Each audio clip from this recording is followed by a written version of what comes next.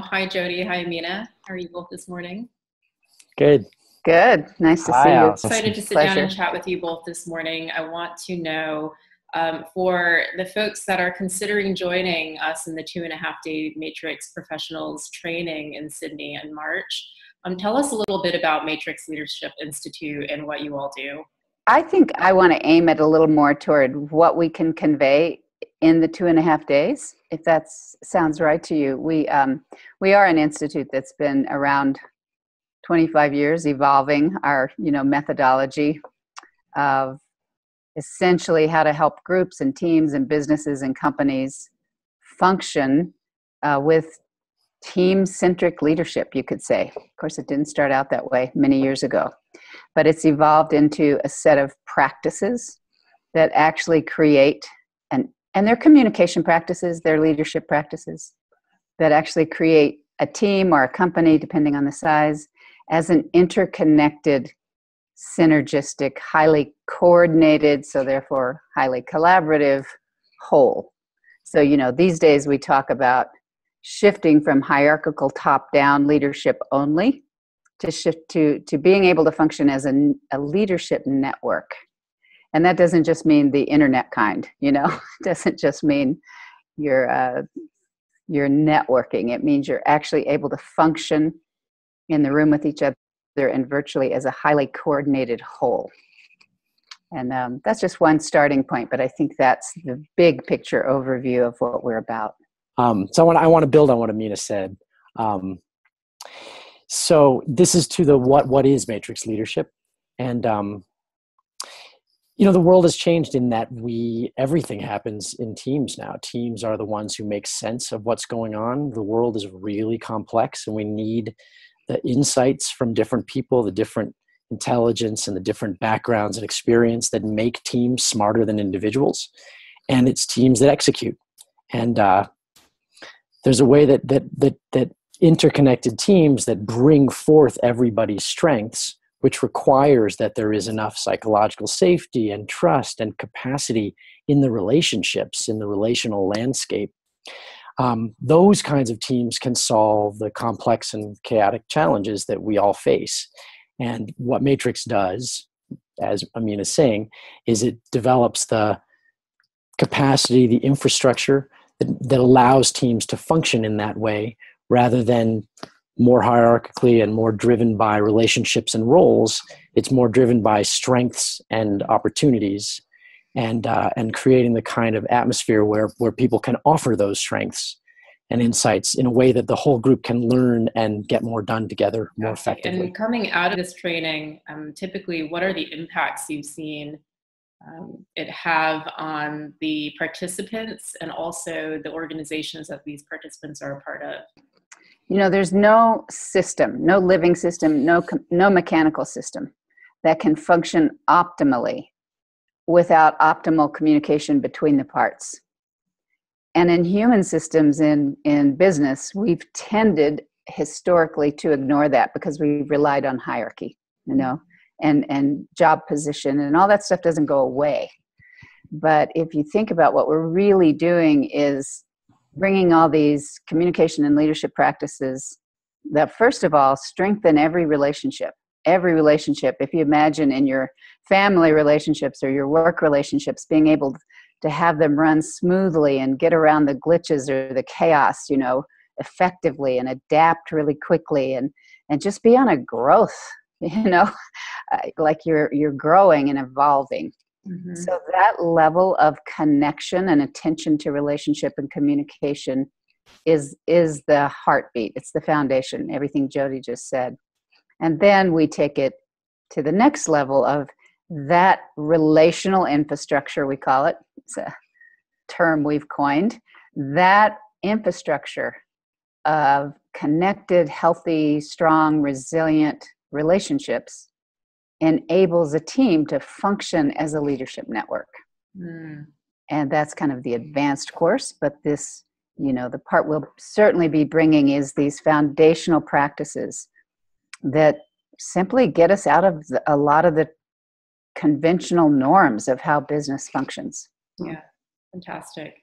It reminds me, Amina and Jody, of conversations we've had in the past around the parallels between what Veldhoen does as well as what Matrix Leadership Institute does around, we play with space, maybe perhaps in the more physical sense, but you all address the space in between. And what is the space in between those relationships, or what you're calling relational infrastructure, and how do we keep them healthy and sustainable, as more and more of the value we bring as human beings is in the interactions and the relationships we have with one another. And that's a good segue to your question. I don't know if you want to restate it, but what are the outcomes people can expect to get from this 2.5-day training? And I think regardless of whether they're applying it to their whole company or a team or even their family, honestly, these principles and practices apply across all kinds of groups. They will come away with actual tools and maps and the consciousness of, first, how to create relationships, as that infrastructure, so that people can talk in the open, so that there's trust in the open, meaning in the team, not off, all the back talk and all the cross channel, all the, the competitive stuff that happens. So there's high trust, and people will learn how to create that high trust. It's also a model that by its very nature teaches people to really attend to the whole team. So people learn to listen better, which is not that common in corporate culture. People learn to really listen and attend to each other as essential members of that team, essential components or aspects of the collective intelligence. So those are just the foundational practices, and then we build, some of the practices take you toward really changing the culture around feedback. So instead of it being threatening and behind closed doors and 360s and anonymous, the possibility is that it becomes peer-to-peer, real-time feedback, that people learn to really skillfully receive and give feedback as an investment in the work we're doing together, in our relationships, in learning faster, right? Adapting faster. And the last one I'll name, so there are many others, but one that's really big in terms of changing team culture and business culture is learning to engage with different perspectives, different values, different culture. We call it engage with differences. But it's really shifting from conflict, either or debate, sometimes fight, flight, are the same dominant voices, sort of having their agenda, to actually learning to engage in differences in such a way that we're bringing in every different intelligence into connection. And from that place, we get the most adaptive, synergistic, creative innovation. That's how a team can start to function as a leadership network. So those 3 or 4 I just named are the most foundational. And there are more advanced practices that people will experience in this 2.5-day. But I want to see, Jody, if you'd like to chime in. Sure.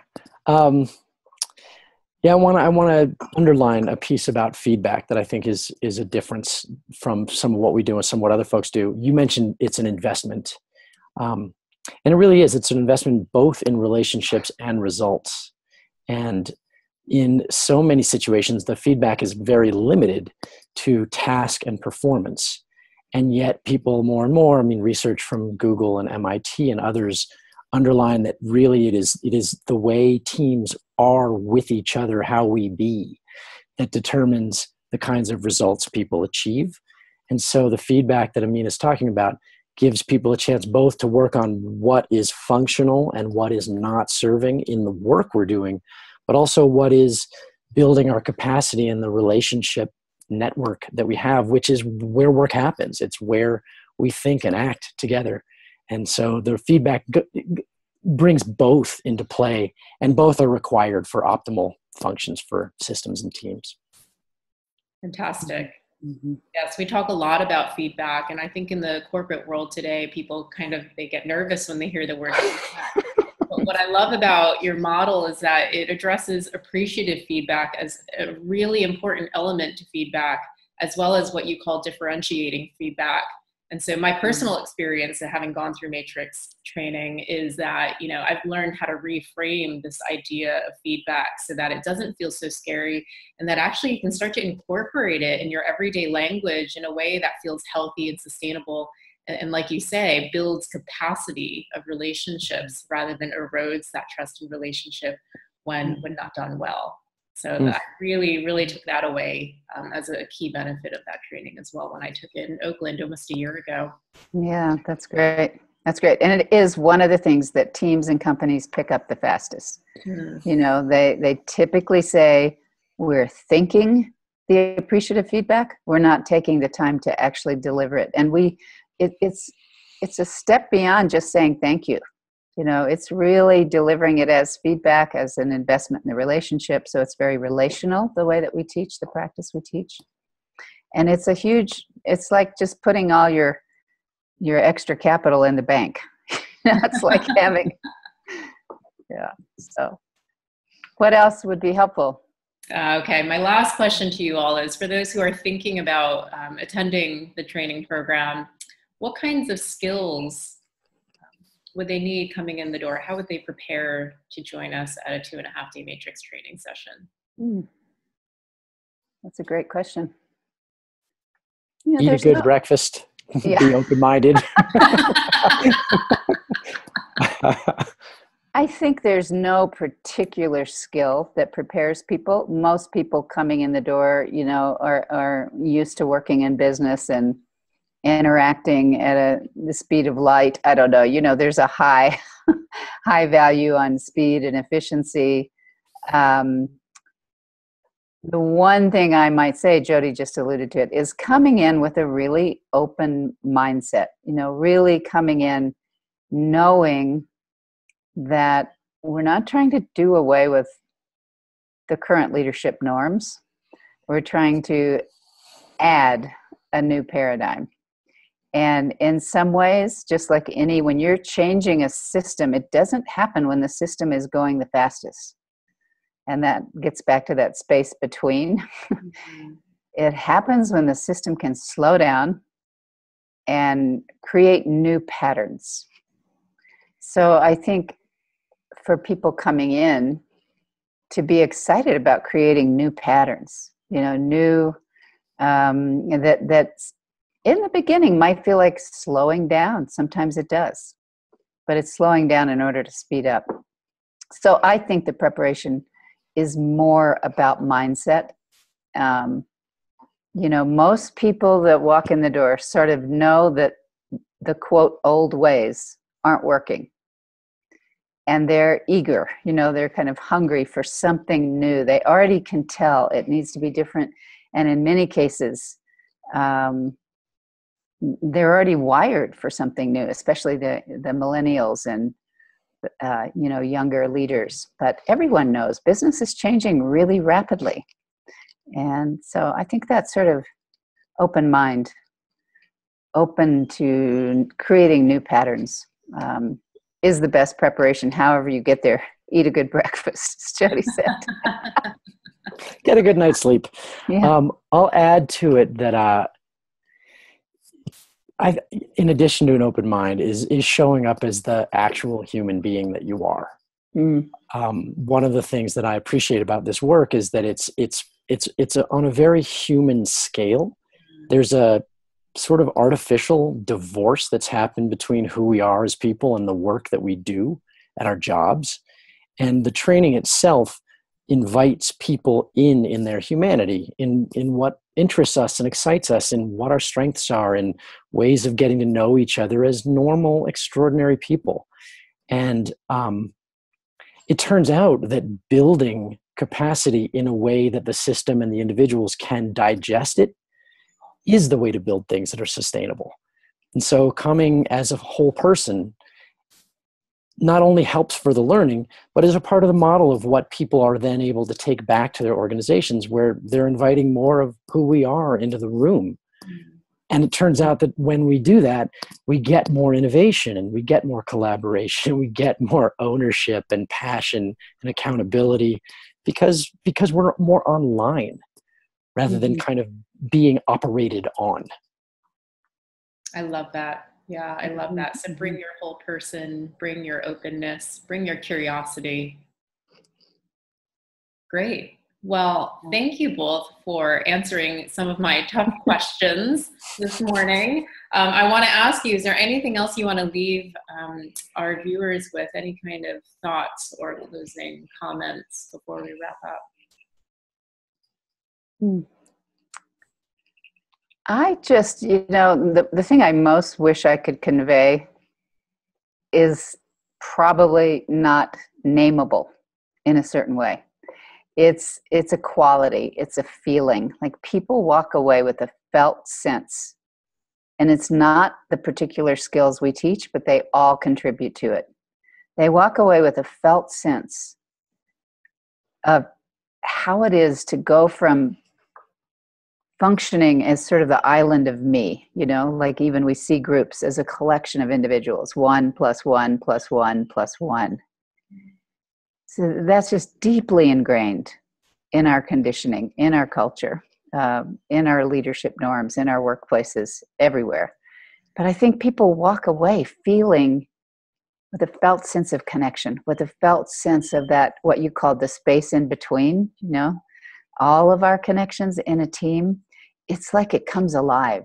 It's like it has a life and it's resilient and it's innovative and it's breathing, it's filled with life force. And that's the opposite of sort of fighting to stay engaged at work. It's like, it just creates high engagement, high sense of connection, and a true taste of what does it feel like to be interconnected, to function as an interconnected team. And that's rare. So it's quite common, if not universal, that people leave the 2.5 days with a really full taste of that. And it's very exciting and enlivening and invigorating, So that's what I think of, like how to convey that in words, but it's palpable in the room. I think that was beautifully conveyed. So I won't add to it, but I'll go in a different direction, which is to say that given the work that you do, Allison, and Veldhoen does, and the kinds of people that you are working with and the kinds of work that they are working on, it is a collaboration here between us and you. And I have such faith in the kinds of people who you're already impacting and the kinds of networks and capacity you're building. So it's really exciting to be coming to join you and to be working with these teams to add some pieces and build more together.